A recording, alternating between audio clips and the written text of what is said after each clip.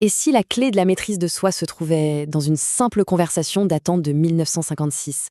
C'est ce qu'on va explorer aujourd'hui. On va plonger dans les enseignements d'une guide spirituelle connue sous le nom de La Mère pour en extraire une sagesse qui, vous allez voir, est incroyablement actuelle. Tout part d'une une question très humaine, posée par un élève. Comment est-ce qu'on peut conquérir ce désir, ce besoin de bien paraître aux yeux des autres? C'est cette quête, que tout le monde connaît un peu, qui va être le fil rouge de toute notre exploration. Alors, pour répondre à ça, il faut d'abord comprendre le mécanisme qui se cache derrière. C'est ce qu'on peut appeler le piège de l'approbation. On va essayer de voir pourquoi ce désir est si puissant et si profondément ancré en nous. La mère, elle, va droit au cœur du problème avec une question toute simple, mais absolument essentielle. Pourquoi? Pourquoi est-ce qu'on accorde autant d'importance à ce que les autres pensent? La réponse, en fait, révèle toute la nature de notre dépendance. Cette interrogation nous amène à une distinction fondamentale, parce que derrière ce besoin d'approbation, nos motivations ne sont pas du tout les mêmes.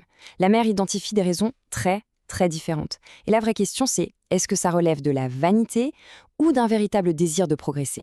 En gros, elle identifie 3 ressorts. Le premier, il est purement utilitaire. On a besoin d'une bonne réputation pour sa carrière, par exemple. Le deuxième est plutôt noble. On cherche à s'améliorer en demandant l'avis de personnes plus sages que nous. Mais la troisième raison, celle-là, c'est la plus courante et la plus sournoise. La vanité. Ce besoin quasi enfantin d'être flatté, d'entendre des compliments. Et là, attention, l'affirmation est puissante, sans aucune concession. La mère ne mâche pas ses mots. Ce besoin d'approbation, ce n'est pas juste une petite faiblesse, c'est une forme d'esclavage. Se libérer de cette chaîne, c'est donc une étape absolument indispensable pour avancer sur un chemin intérieur. Passons maintenant au cœur de cette analyse. Une distinction vraiment fondamentale. Le contraste entre deux manières radicalement différentes d'agir sur le monde.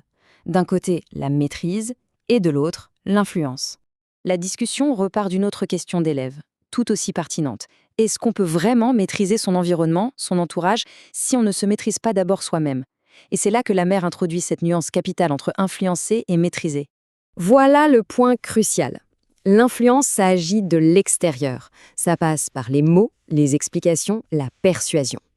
La maîtrise, c'est tout autre chose. Ça opère de l'intérieur, en silence. C'est un peu comme entrer dans une pièce où l'air est lourd de tension et, par sa simple présence, sans dire un mot, remplacer cette tension par une énergie de calme. Et pour que ce soit bien clair, elle donne un exemple très concret. Imaginez la scène. 2 personnes sont en train de se disputer violemment juste devant vous. La tension est palpable, ça monte, ils sont sur le point d'en venir aux mains.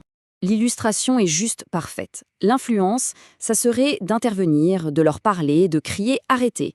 La maîtrise, c'est d'être capable de projeter une vibration de paix tellement intense que leur colère se dissout d'elle-même, comme de la fumée dans le vent. La mauvaise énergie est tout simplement remplacée par la bonne. C'est ça, le véritable pouvoir de la maîtrise. Maintenant, voyons comment ces idées s'appliquent dans un contexte très particulier. Pour la mère, le métier d'enseignant est un terrain d'entraînement exceptionnel pour la maîtrise de soi. C'est une phrase pour le moins provocatrice, non?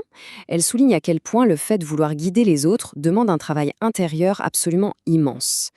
Ce n'est pas juste une question de savoir, mais vraiment une question d'être. Ce qui est fascinant ici, c'est de voir l'acte d'enseigner comme une discipline spirituelle à part entière. Ça oblige à travailler sur soi sans arrêt, mettre son ego de côté, maîtriser ses réactions, cultiver une patience infinie et une vraie clairvoyance pour comprendre l'autre. Et voici le point culminant de cette idée. La mère considère l'enseignement comme une grâce. Une opportunité certes très exigeante, mais incroyablement efficace pour celui ou celle qui enseigne, pour sa propre perfection. Finalement, le plus grand bénéficiaire, ce n'est pas forcément l'élève. Allez, on aborde un dernier point, mais il est crucial, la relation, souvent mal comprise, entre la liberté et la discipline. Tout ça part d'une remarque d'un élève qui, en gros, confond liberté et absence de règles, en suggérant qu'il ne devrait pas avoir d'horaire fixe. Et là, la mère recadre les choses immédiatement.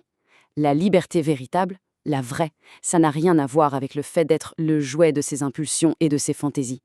Ça, dit-elle, ça ne fait pas de nous un être humain libre, mais plutôt un animal qui suit ses instincts. La vraie liberté, ça demande de la maîtrise. Et le fondement de cette maîtrise, c'est ce qu'elle appelle la discipline essentielle. Ce n'est pas une contrainte qui vient de l'extérieur, attention, c'est un choix conscient. Quand on décide de faire quelque chose, eh bien on le fait, point. Avec honnêteté, avec régularité, avec méthode. C'est ça le socle du contrôle de soi. Au final, Cette analyse d'une conversation de 1956 nous laisse avec une question qui reste totalement ouverte. Face à notre propre vanité, à cette distinction entre influence et maîtrise, face à cet appel de la discipline, la question demeure, entière, par où commencer le travail ?